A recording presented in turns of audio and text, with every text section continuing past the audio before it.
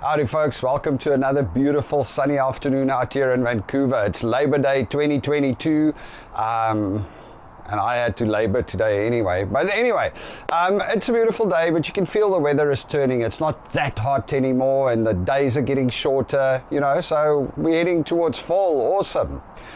Today I want to talk about something that's very, very important when you think about immigrating or when you start the process of immigration, and that's holding on to your why. In this last week I've spoken to a couple of different people and I've heard of other people that are struggling, and I think I've mentioned it before, but this whole process with all the paperwork and all the red tape and everything, it is hard. It is really, really hard. And, yes, there's other hards and there's people that are struggling to survive and stuff like that. But as somebody that leaves his country, it's hard and it's long and it's time consuming. And oftentimes people get to the point where they go, is it really worth it?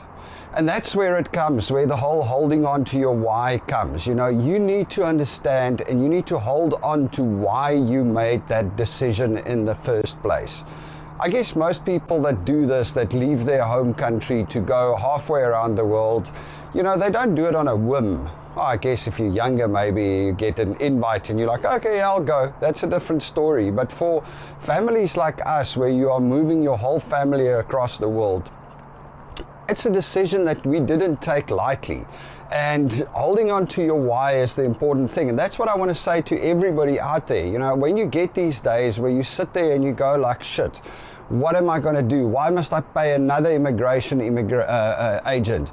It's just money. I mean, one of my friends that I spoke to, he's busy immigrating into the US, and it's just all these little things to the point where he's literally been selected for US citizenship. He must just go to his initialization where you're going to put your hand on the Bible, and now they keep on moving this, and every time it's a lawyer and it's this whole story, and he was actually going, shit, I'm at the point where I want to give up. And I think, like I'm trying to say, the message is just remember why you made that decision in the first place. For us, it's really simple. We want to live in a place where we feel secure, where we're not so worried about our safety.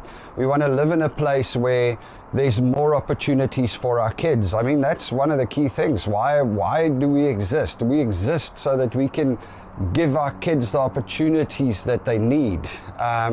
And yes, it's hard work, and yes, it's stress, and yes, it's a struggle, and yes, it's that being up in the air where you don't know. We submitted our PR application digitally online 4 months ago. We haven't even received the notification that says we've received your application.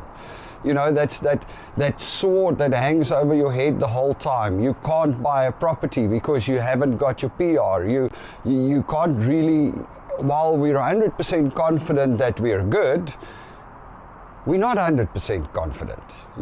There is still a chance that something can happen and you can get shot down, and it makes making long-term decisions difficult.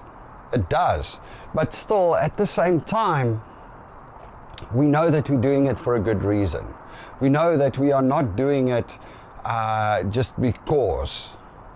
We're doing it for our children. We're doing it to give them the opportunities. We're doing it to make sure that they're safe. Sorry, this is a more serious talk today, but to everybody out there that's going through this, that's struggling, just hold on to your why. Just remember why you made this decision in the first place.